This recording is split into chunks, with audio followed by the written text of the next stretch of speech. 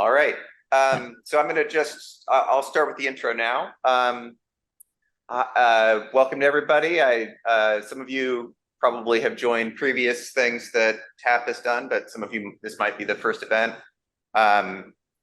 Thank you for joining us. This is going to be the first in what we're hoping is a series of carbon-focused presentations that are sort of joint events between the Committee of the Environment and the Technology and Practice Committee in AIA San Diego. I have with me Juan Sora, who is going to present today, and you can correct me anything I'm getting wrong. He's one of our designers at the Gensler office. It's where I hail from as well, and he has a very well developed method to do life cycle analysis for architectural and interiors projects, and he's going to walk us through that. For those of you that have registered and entered your AIA number, MJ from AIA San Diego, who's here as hosting this Zoom session, she has it. If you have not provided it, you can email it to her. She's going to toss her email into the chat, and you can find it there. So you can always send that information to her there, and she can enter it that way. Other than that, I'll let Juan get started, and feel free to raise your hand or ask a question in the chat, and MJ or I will pick it up, and we will have a Q&A at the end. I think we'll try and let Juan get through the entire presentation before we get to the Q&A on this one. So thank you very much. Okay, sure. Well, thank you everyone for attending this call. We're going to be going through some of the life cycle analysis, the framework that we've developed.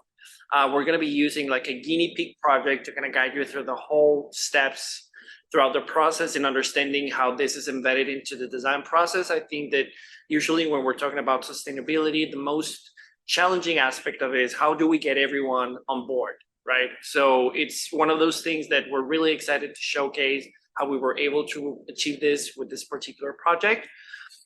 We're going to go through, part of the purpose, project information, carbon mapping, carbon optimization, and major takeaways. And we're just going to drive you through 45 minutes, so buckle up.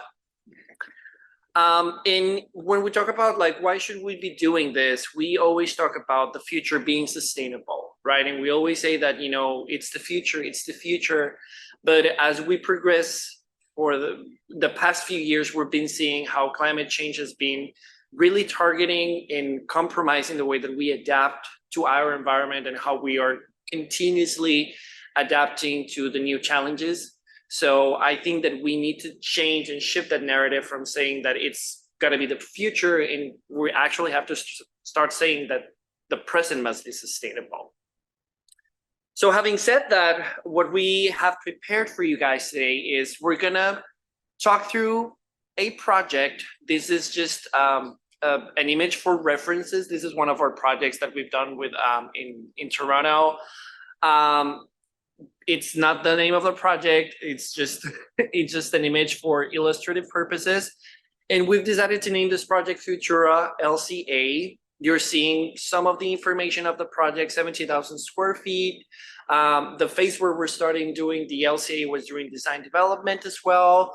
The project is composed by 3 basement levels and 2 fully occupied floors. And we also established a framework to understand what's the level of scope that we're going to be doing for the life cycle analysis. So once we do that, we are able to say, we're going to analyze only the interiors. We're not going to focus on MEP or lighting or electrical. Yeah. I'm realizing I had one other thing I was going to put in the intro that I forgot to say, which is that while we're doing a series of presentations around sustainability and specifically on carbon, today we're talking about, as you should have gotten from the presentation title, life cycle analysis. So this project is going to walk through a real life case study on how we achieve embodied carbon measurement through a project and drive the client to making choices that make the embodied carbon more sustainable through a real project. And for just to make sure that everybody is aware, we get life cycle analysis is the process of calculating the sustainable impact, in this case, the carbon impact of the materials used on a project from manufacture through installation. We're not going to be talking necessarily about energy savings in this. That would be operational carbon. So you're going to be seeing a lot of the process you're going to be seeing is about figuring out how to make that connection between the materials used, the quantities used, and their sustainable impact on the project. So that's just to kind of set the stage a little bit. Sorry about that. Sure. Yeah, so I think just to complement what Beth said, for this particular study, we're only going to be focusing on embodied carbon. Operational carbon is a whole different spectrum of it. And what is really interesting is that we were able to use Tally as a software tool to understand how could we start, conducting the study. What does it actually require when we're starting to model things up? And, how does that actually impact the quantities in our, further on optimization of the project? We also complemented Tally using EC3, which is an open source tool. You can all access it. We can go into it and we're going to see some videos to it as well. And then we were able to achieve something called the global warming potential. That particular value is the amount of kilograms of CO2 that any particular product is, laying out into the environment per year. So it's going to be actually a milestone and an important concept. As we progress through the presentation, you will see GWP repeating a lot. And it's really important to see, how we use that as a measurement tool to see how we can track embodied carbon.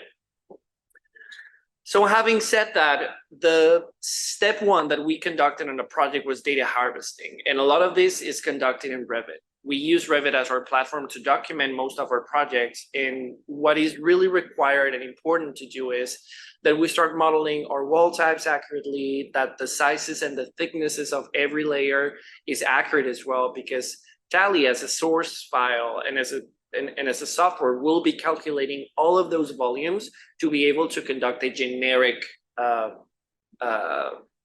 generic report, as to say. So the first step that you want to do is you want to make sure that everything that you're going to be studying, floor types, wall types, ceiling types, they're all portraying accurate quantities, thicknesses, values, so that Tally can actually start running that through.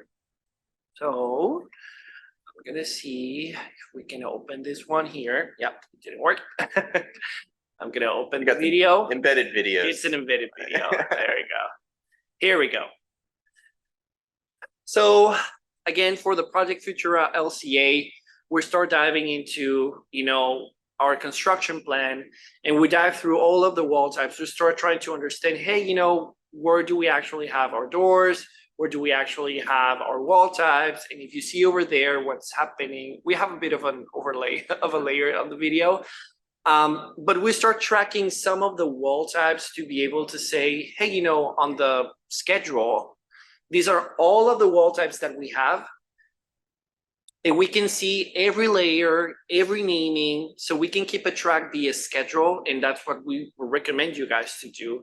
Keep it via schedule so you can track all the wall types. You can see how the wall is assembled, how the layers are currently modeled. And that will actually help you to start establishing that first level of data harvesting. And yeah, if you see over there, it's really easy to start tracking with the schedule, where every wall type is, how it is portrayed. So it really helps a lot to kind of start laying in that first foundation into how you model things in Tally. So that was the first one. I'm going to go back to the presentation. There we go. So the second step is the analysis. Once we are able to, conduct this, Tally will create into their interface. They start asking you, what are the values to each of these layers? Is it a cardboard panel? Is it a fiberboard material? We start specifying some of those and we start creating them on the interface. And once we are able to see all of these bulbs in green, that actually says that all of the materials have already been specified, we can actually hit into export. And once we do that, it will create a report so that we can actually track which are the biggest infractors from a generic standpoint.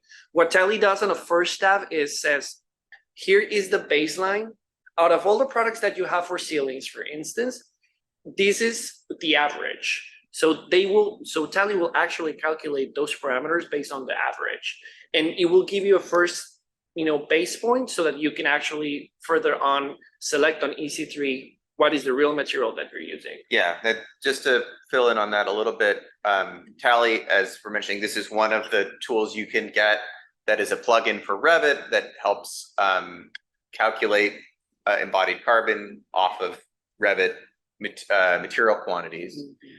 There is a free version of this tool called TallyCat, and that tool is functionally identical to Tally, which was used in this project, with one exception, which is that the paid version of Tally includes what are called industry EPDs, and that is what he was talking about with the averages, saying chipboard is approximately this value, and so you could do, but all of this with TallyCat, except for getting a thumbnail sketch of what the carbon impact is. Mm-hmm. So as you think about that, as you go, like the process that we're following here is getting that kind of general idea, which you could do if you knew your own averages or you got them from a public database like EC3, which we'll show you in a second. But I just wanted to make sure that everyone was aware that if you're seeing Tally and TallyCat on their website, they don't really necessarily lay out the differences. That's the only real difference. Everything else is fundamentally the same. It's connection to EC3 and the way that you would get your final process. So as we get to the end of this, that's definitely possible with the free version of the tool. Great. Yeah. So the important thing of when we actually export the report is that we can actually go through each of the tabs and we can actually map based on the names that we've adjusted to our surfaces, to every ceiling type, every wall type. We can start seeing, which are the biggest infractors? Maybe is the structure on our A3A walls. Maybe is the ceiling types that we're specifying. So all of those things we can actually start tracking on an Excel file. And if by any chance, we don't want to complicate things up and we want to share this to the client, also Tally exports a PDF report where we can actually have most of these graphs, and we can just, get that embedded into a presentation, show it to the client with just those generic numbers as well. So I'm going to go to the other video, which is going to be this one. And we're going to go actually to, the video. This is us opening some of that Excel. You're going to want to see those first three values. What you see over here said sum of global warming potential is basically, the embodied carbon on the project. And it is actually laying here, if you see on the left side of the column, it's telling us every category: ceilings, curtain wall panels, doors, floors, and walls. And it's already starting to give us information on what are the proportions on the embodied carbon in our project. It's really interesting because as you start diving into it, you can say, okay, so this is the preliminary attached, but I want to go further in. So out of all the ceilings, I have already named my types. Which of all the ceilings are going to actually push the carbon footprint up?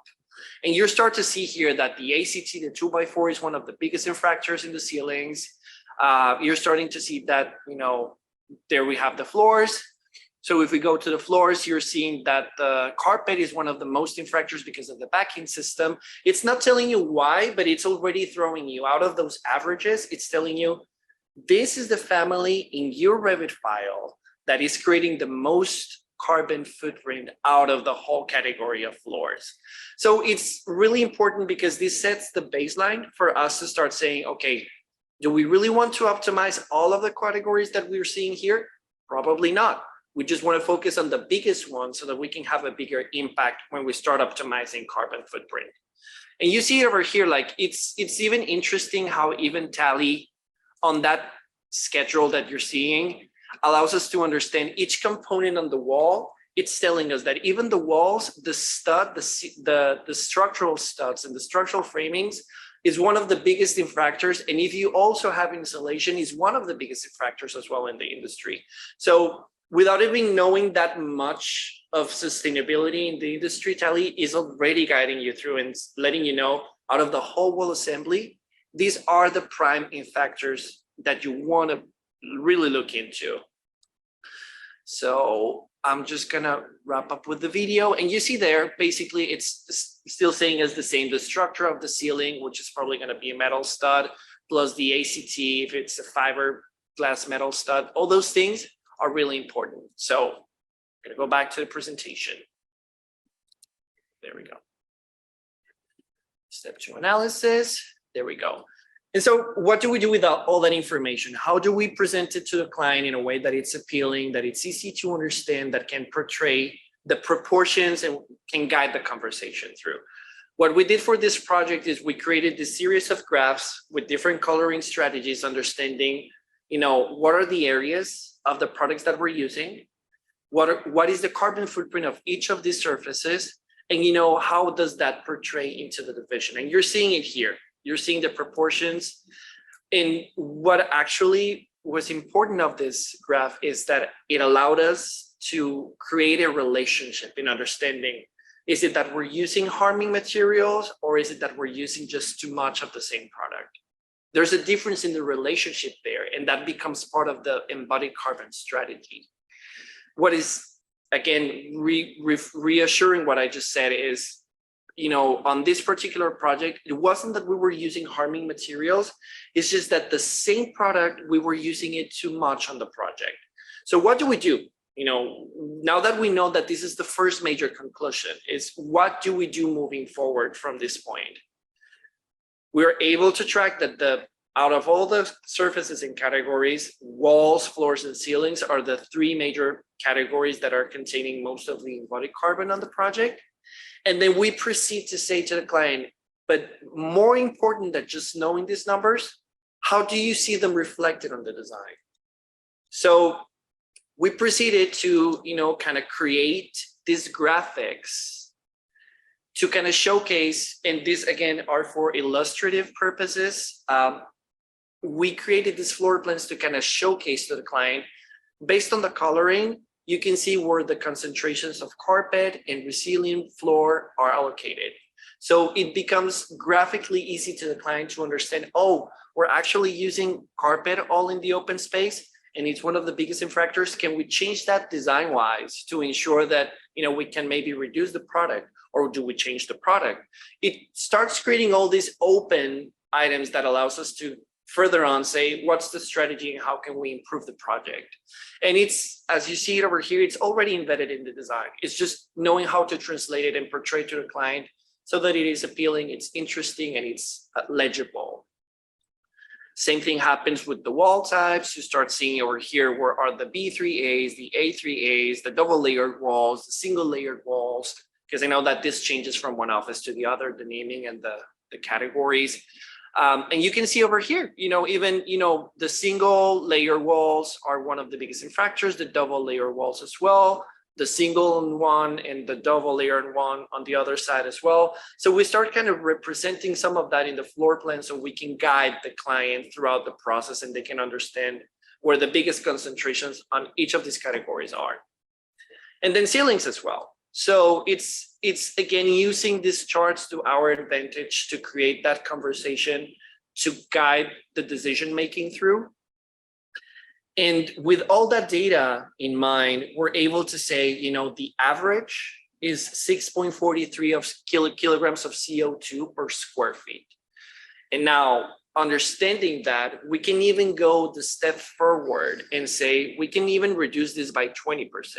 But this will actually mean changing some products. And do you want to do it? Do you like the alternate for the carpet that we would be presenting to you? Those are things that start like opening the conversation so that we can further on push it and, kind of challenge the client to make those decisions and have an impact sustainability wise. The step 4 for the project is optimization. And this is where all the frame that we have already established, that baseline, the data that we modeled on Revit, how we interpreted it and we identified those infractors. And now we are presenting it to the client in a design presentation. Once we have all this set up, we can say, okay, let's go into the industry and see which alternates do we have? What is going to be the strategy? Are we going to reduce the footprint of each of these materials, or are we going to change the spec? And here is where it really becomes interesting, complementing Tally with other platforms like EC3. And we're just going to guide you through through the last video that we're going to be seeing today. So once you go into EC3 and you upload your video in your project from Tally, you will be able to, have a full display of all the products that you have on your project. Oh, hold on a second. And actually, let me do a little intro to situated with Tally. So for those of you that are unaware, EC3 is actually, once again, this is a freely available web platform. It's a web application. What EC3 is at its core is a global database of material carbon impact. The term is an environmental product declaration, or EPD, is a document that lays out the environmental impact of materiality. And EC3 is a big database with a lot of materials in it. It also has a programming interface that Tally and other programs can connect to. So within Tally, there's the option to say, we have this project with these material quantities, please put this into EC3, and then you can use EC3 to pick alternative materials and look at how that impacts the overall carbon footprint of the project. So then after getting kind of that overall sketch of quantities in the project that Juan laid out previously, the next step is then if you bring it into something like EC3, that lets you be very precise and say, well, this is the actual material we're using. What if we use this other actual material? And that's kind of what's going on here. Yeah, great. Thanks for adding that, Ben. I think what's really interesting is this calculator allows us to not only see all the information of the project, it allows us to see the biggest infractors. And again, since Tally created this baseline and this report out of just the average materials, we can start saying, hey, we're not using the average, we're using a more sustainably friendly JIP board, or we're using a different collection or a different system for the carpet. And so once we go into EC3 and we start picking those up, we can actually export this report, and it will tell you, based on what Tally had reported initially in the baseline, it will tell you what difference is with what you've selected. And it's so important to kind of analyze this step because it will give you 3 different categories. It will give you the baseline, which is what Tally originally calculated, and it will give you conservative, realized, and achievable. And I want to stop here. Conservative means that we're going to do an optimization of the materials, but it's going to be very mild. It's not going to be as aggressive. We're just going to change a few parameters. We're going to find carpet collections, ceiling collections that are similar to the product that we're using, but it's not that aggressive. The realized, it's a middle point. It's something that we can actually, it's the other way. The realized is the more extensive and aggressive approach to it. So we would be saying, we're going to change all of the products. We're going to go to the one that has the less environmental product declaration or the lesser global warming potential. And then the achievable is kind of like an average between the two of us. So between the conservative and the realized, you're going to have the achievable. And that's kind of like setting the expectation and saying, well, just as an assumption, you could say that you could kind of reduce your concrete surfaces by 20%. You could reduce it by 34%.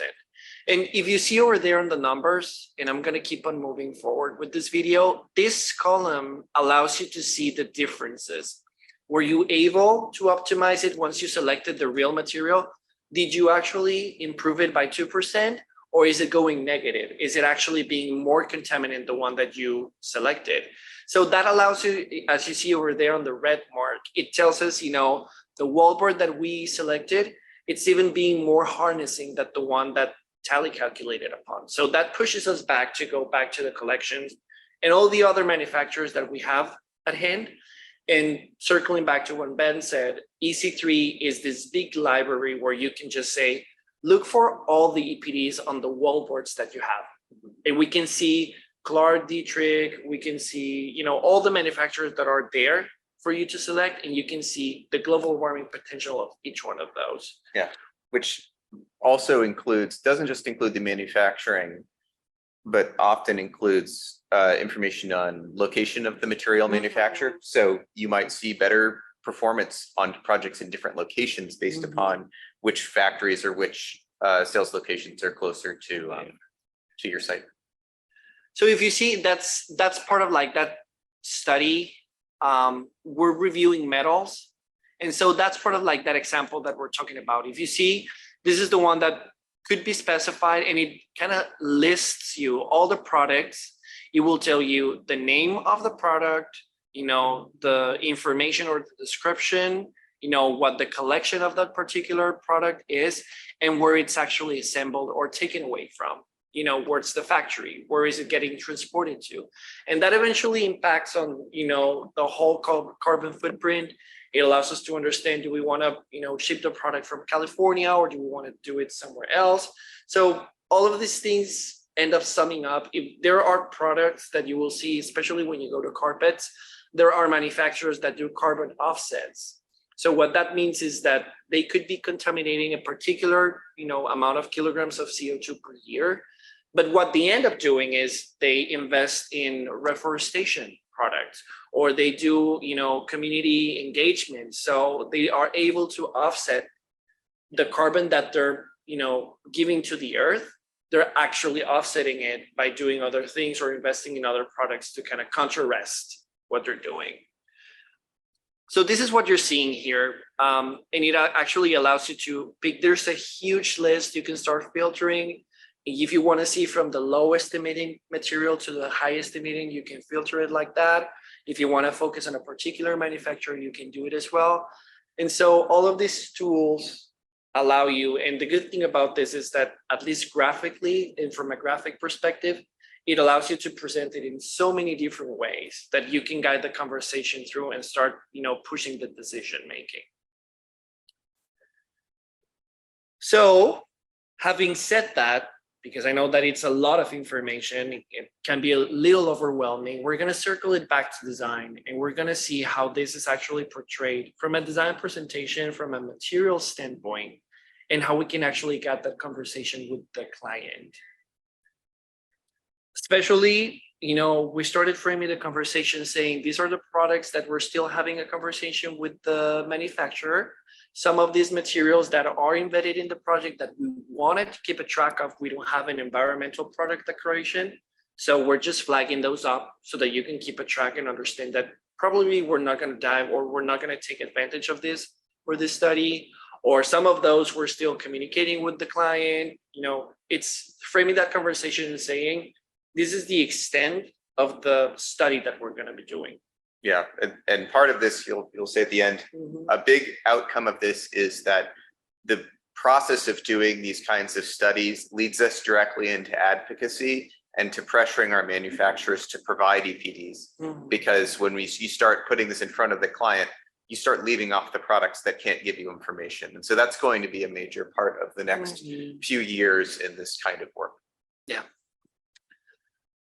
And again, we had initially said that there were 3 surfaces that we were studying, right? We said ceilings, floors, and walls. So we start with floors and we say, so the biggest infractor on your project is the carpet. This is the baseline. So it's, the interface one that you've been using, or the Bentley Mills one, I'm sorry. And we can achieve one that if you see, it's pretty similar in design. It has a similar counterpoint. It has the similar coloring. But if you see on the overall reduction, it can reduce over 81% by just changing the collection. So imagine what that does to a total area of 16,000 square feet on a project. It can reduce it so much. And those are data numbers that we can present to the client at the end of the process by just changing one particular material. The same thing happens with the other one, which is the resilient flooring. So if you see, this is the baseline. This is the original one that we presented on the palette. But we can see that out in the industry, there are other manufacturers that have, better performing materials sustainability wise, and they have similar collections, similar aggregates, and how that gets portrayed into the design and the reductions that you have for each of these guys. So it's really interesting, conducting that informed discussion, especially when it comes from a design standpoint. We know that we want to pursue, a cohesive look. We want to keep the aesthetics as clean, as neat as possible. So we're able to showcase how that is done and how that global warming potential is informing the decision. And, particularly working with this client or this fictional client, it helped us a lot understanding it helped them a lot understanding how if they would replicate this in other projects, it would save them a lot of carbon footprint as well. So, it's just understanding the impact of just conducting one different study. Yeah, and in particular, what we are seeing, the reason the pull from the client on these kinds of efforts is that a lot of companies have ESG goals. They have environmental goals baked into their annual reporting. And a lot of them were unaware until very recently, until we maybe brought it up, that if they're trying to talk about carbon reduction, that carbon reduction on the actual material choice in their construction projects could be something that they're reporting. And that's from a certain perspective, to them, that's almost like free money, because this is a process they are already doing. This is money they're already spending. If they're just more intelligent about how they spend that money, then they can report an environmental benefit from that. And so I think that is more and more companies are going to become aware that they should be tracking this information and that they should be paying their designers to make smarter decisions. Mm-hmm. And I think we're seeing that happen more and more frequently on both end tenants and on building owners that want to be able to sell that carbon reduction baked into the project as something that a company can, as one of the values of a space that they're leasing. Mm-hmm. Yeah, so to complement that, we also went into the wall types, and particularly for this project, they wanted to have different acoustical treatments. For some of particular partitions, they wanted to do fiberglass versus mineral wool. And what is really interesting is that they both behave in a similar way, but by just picking fiberglass, we're reducing, we're reducing this to the third of the global warming potential that you would have on mineral wool. So you can even see like the overall emission on mineral wool on the project would be 16,000 kilograms of CO2. And by just making a difference that no one is going to see, but it will have an impact on the project, it gets reduced down to almost 4,000 kilograms of CO2. So these are the important, numbers that start, even informing our design, so that in the future project, we can have this conversation. We can even guide the project and guide our clients to make the best decisions and what's actually on their best interests. And the same thing we did with ceilings. So we had the 2x4 grid, we had some wood ceilings as well. So we reviewed different manufacturers, and all of this information that you're seeing here comes from EC3, just by filtering, which are the best performing ones. Okay, we know that it's this collection. Can we see it? Does it actually match what the client is expecting from an aesthetic standpoint?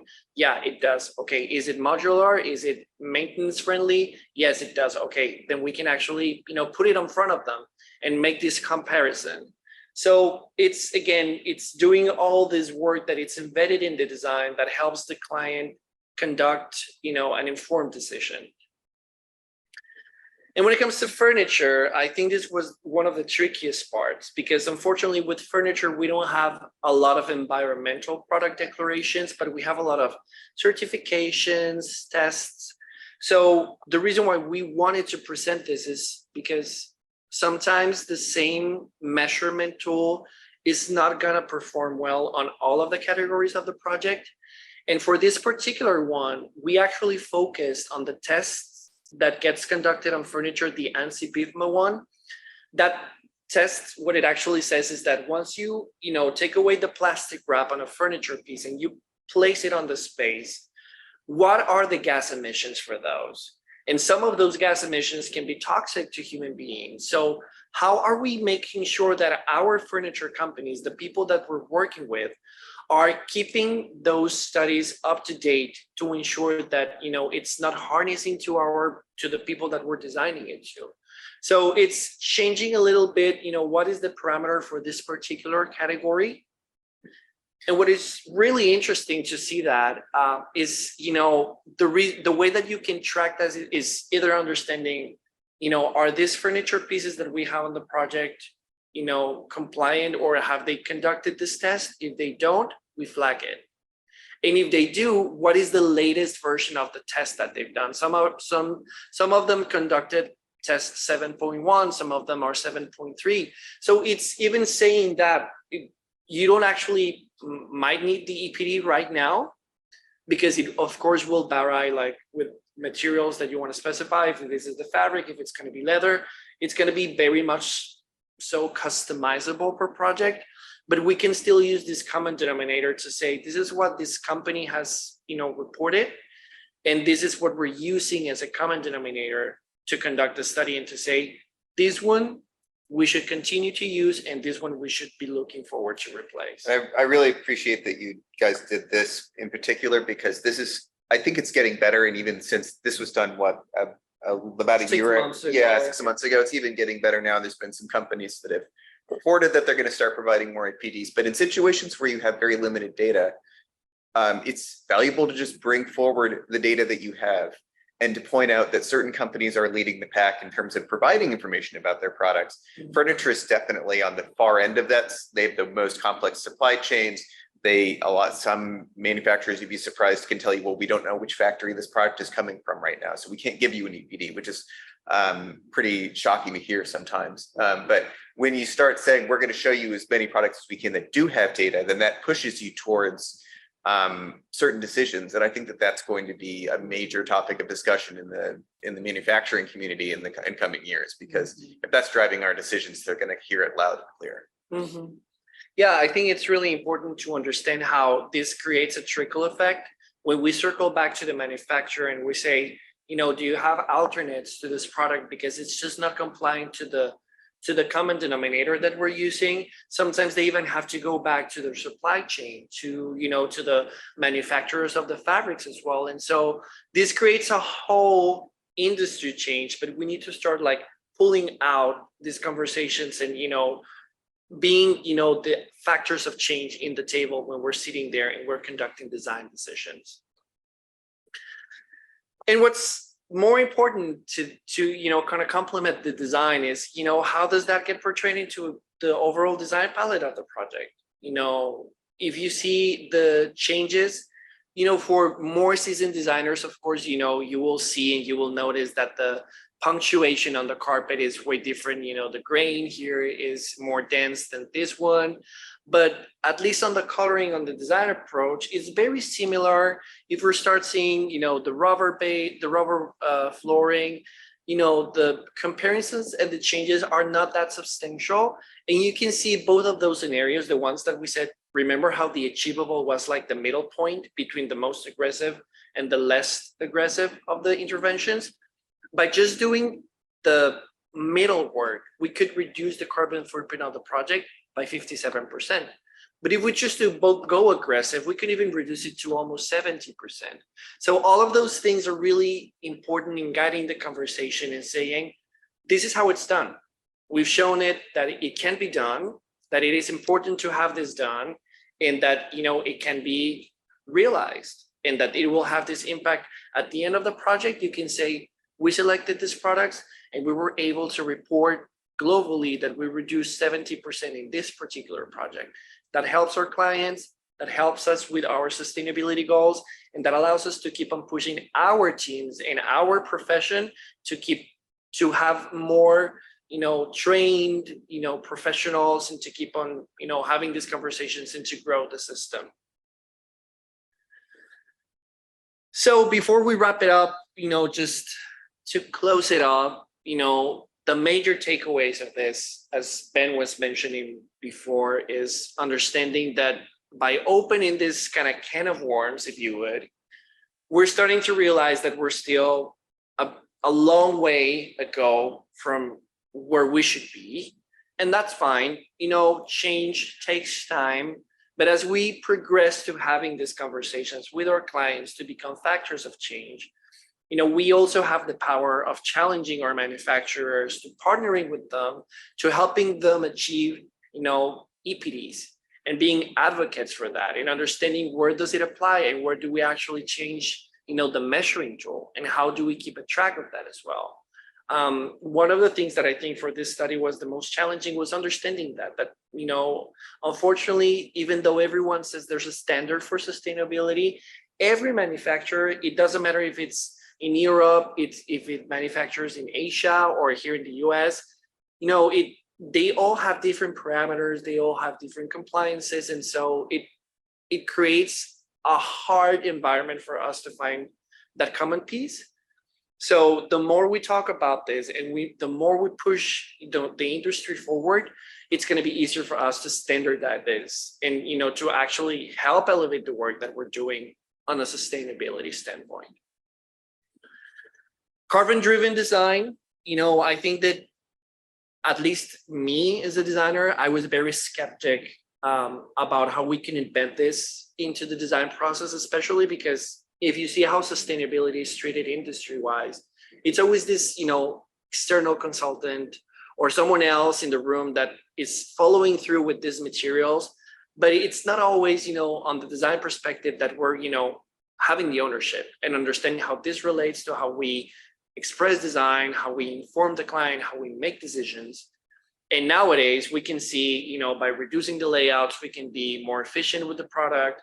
By understanding different alternates, we can play that are aesthetically, appealing to the client as well. And we can use some of these resources and the technology to ensure that it is legible, that is easy to understand, and that they can even use these resources to talk to their teams, to express it in a press conference if that's what they want.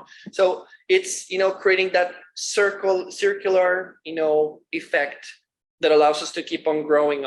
We receive feedback from the client, and then we keep on pushing for the next exercise. Your example project was a new construction project, Yes. but on renovations, you can also use this. It's very easy for you to use this as a way to advocate for reuse, because you could say reuse reduces this carbon impact to zero. Yeah.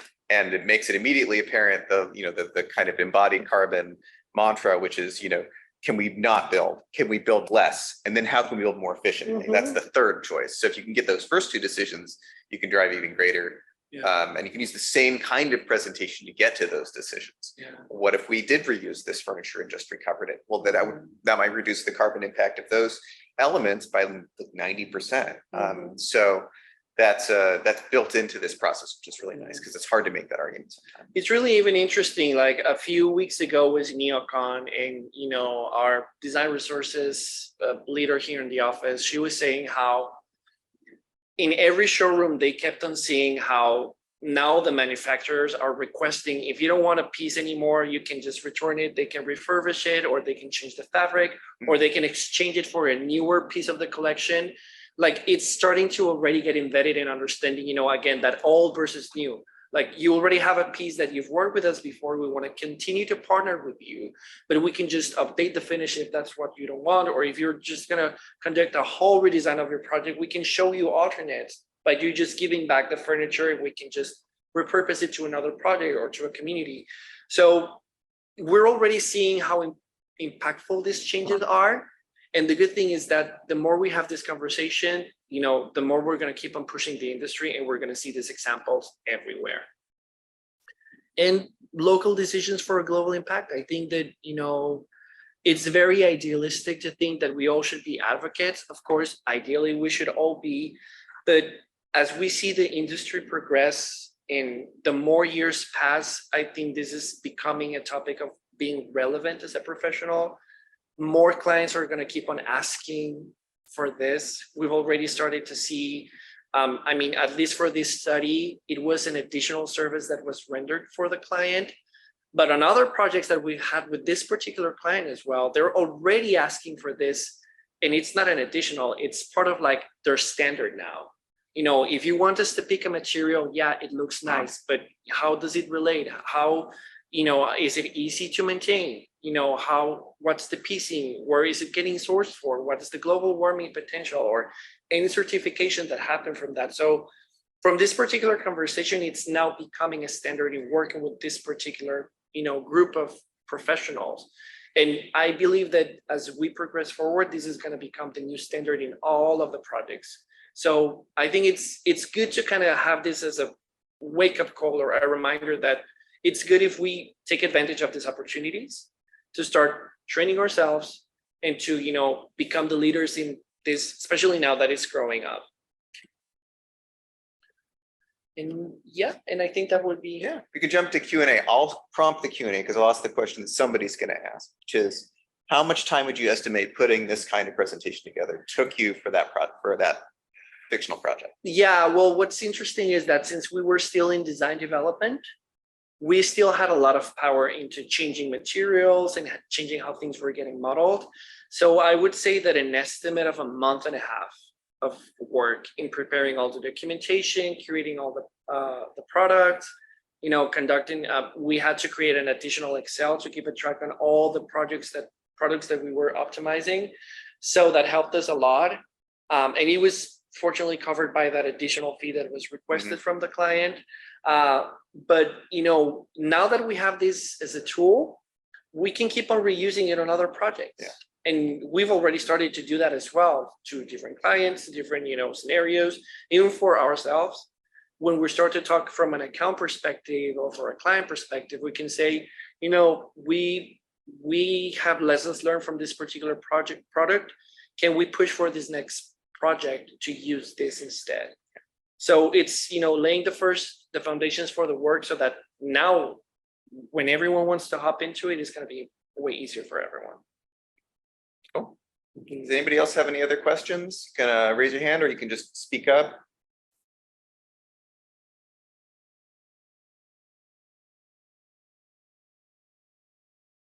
All right. Sounds like we got a quiet crowd. I will let everyone know that MJ has recorded this session. If you want to have somebody else watch it. Oh, I see Veronica has a question, but let me finish my statement and then I'll let you speak up. We are going to be posting a recording of this on the AIA's YouTube channel, so it'll be freely shareable with other people. And I think we're getting some last minute questions. So Veronica, we'll start with you and then we'll see what's in the chat. Oh, I was just clapping. That was a clap. Great job, Thank you two. All right. I'll give people one more chance to ask a question if they have any questions. Otherwise, thank you guys for attending. We really appreciate, and look for more announcements about related presentations on other kinds of carbon and other sustainability factors in projects. This is definitely a focus this year across the entire local AIA. So we look forward to more of these kinds of engagements. Thank you very much.